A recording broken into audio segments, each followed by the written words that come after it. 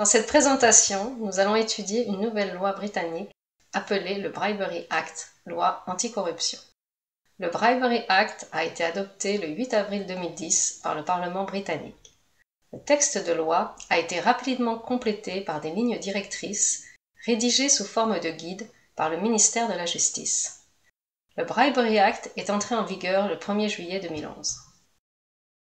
Nous allons brièvement nous pencher sur un aspect inédit de cette loi britannique que l'on ne retrouve ni dans les traités internationaux ni dans les législations locales luttant contre la corruption. Le Bribery Act prévoit, au sein de sa section 7, une infraction pénale contre les personnes morales qui ne mettent pas en place, au sein même de leur organisation, un programme de prévention contre la corruption. Ainsi, les sociétés ont tout intérêt à mettre en place des procédures adéquates. Quel type de procédures les entreprises doivent-elles mettre en place? Dans un premier temps, les procédures doivent être adéquates, c'est-à-dire proportionnelles au niveau de risque de corruption. Ce n'est pas une question de taille de la société. Cela concerne principalement les risques inhérents aux pays au sein desquels la société exerce ses activités et les personnes avec lesquelles elle traite. Il faut aussi tenir compte de ce que la corruption peut exister, soit directement entre la société et le fonctionnaire, soit indirectement via un intermédiaire.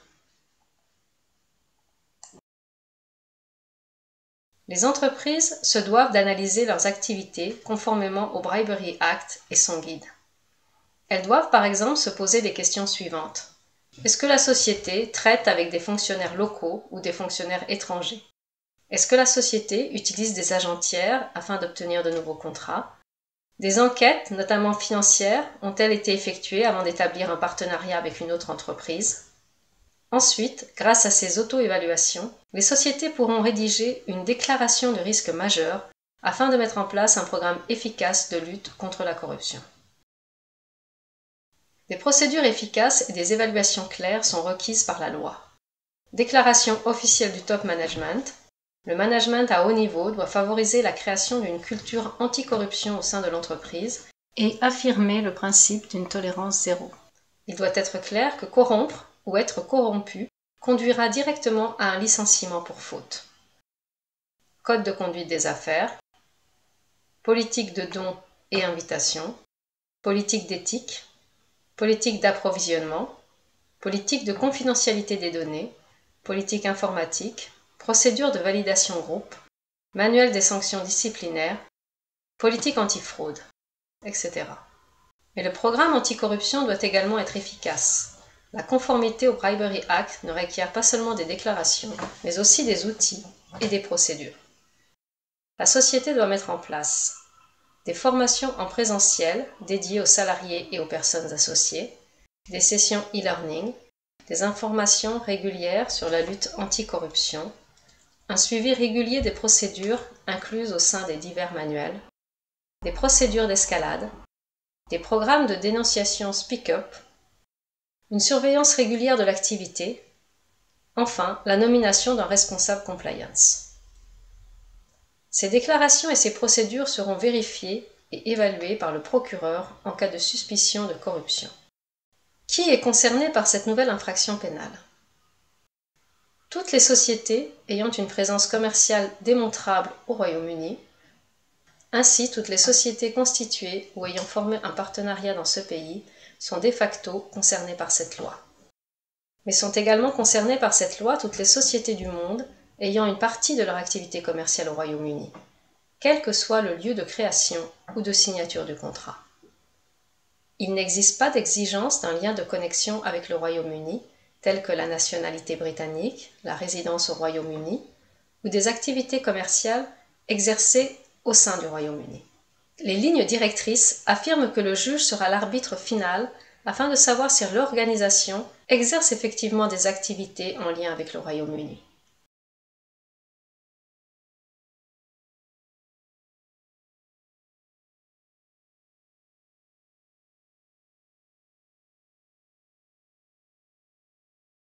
Une organisation commerciale est responsable en vertu de la section 7 si une personne qui lui est associée corrompt une autre personne ou est corrompue par une autre personne. La personne est considérée associée lorsqu'elle effectue des services pour ou au nom de l'organisation. Il peut s'agir d'une personne ou d'une société, quel que soit le lieu de constitution. Ainsi, il pourrait s'agir d'employés basés dans une succursale étrangère. En effet, les employés sont toujours présumés être au service de leur entreprise. Il peut aussi s'agir d'agents ou de filiales. Mais d'autres situations peuvent exister. Les partenaires commerciaux. Par exemple, un fournisseur qui effectue des services pour l'acheteur plutôt que de simplement agir en tant que vendeur de produits. Les partenaires commerciaux et les sous-traitants. Les directives reconnaissent que l'organisation se doit d'exercer un contrôle uniquement sur ses partenaires directs, mais elles conseillent à toutes les sociétés impliquées de mettre en place des procédures anticorruption à tous les niveaux.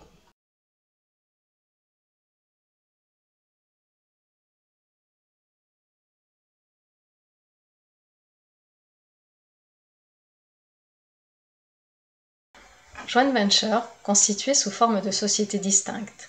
Un membre de la JV pourra être tenu responsable pour ne pas avoir prévenu la corruption si l'entreprise commune, JV, effectue des services pour ce membre et corrompt avec l'intention de procurer un certain bénéfice à ce membre. Si la corruption bénéficie uniquement à la JV, les membres ne pourront pas en principe en être tenus pour responsables. Joint venture réalisé dans le cadre d'un accord contractuel, tel qu'un accord de groupement d'entreprises. L'importance du pouvoir et du contrôle conférés à un membre sont les points majeurs qui permettront de déterminer si le membre a effectué un service pour la JV ou au nom de la JV, dans son propre intérêt ou dans celui de la JV.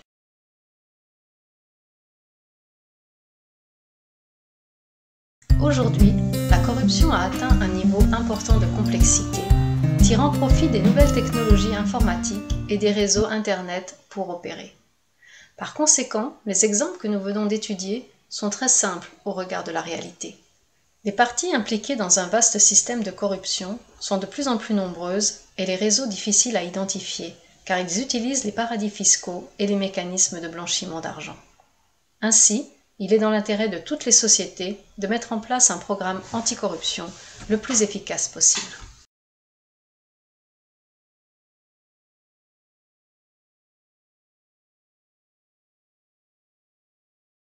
Le juge dispose des pleins pouvoirs quant à la détermination de l'amende, qui est illimitée.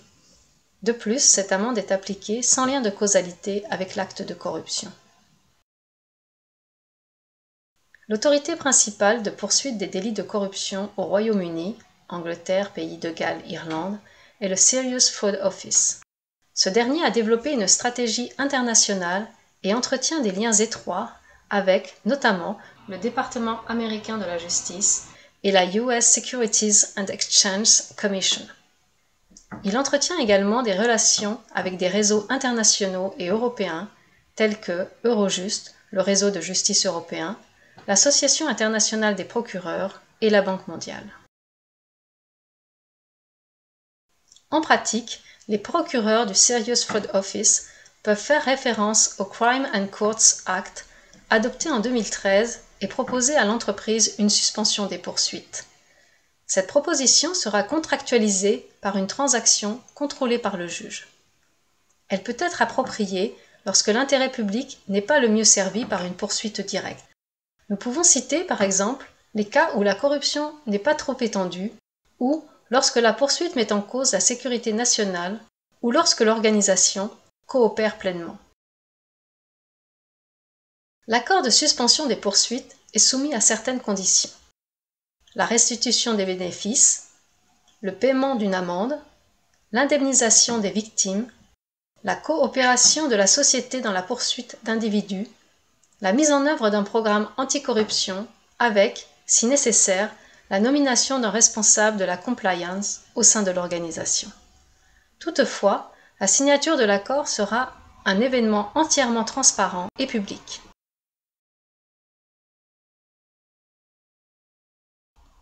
Avec la section 7 du Bribery Act, le Royaume-Uni a mis au point une stratégie claire d'autodéfense, obligeant les sociétés partout dans le monde à développer un programme anticorruption.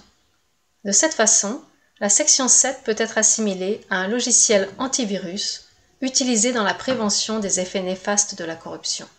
Pour conclure, nous vous indiquons qu'en avril 2014, il y avait 15 enquêtes contre des sociétés pour corruption, mais pas encore de poursuite sur la base de la section 7.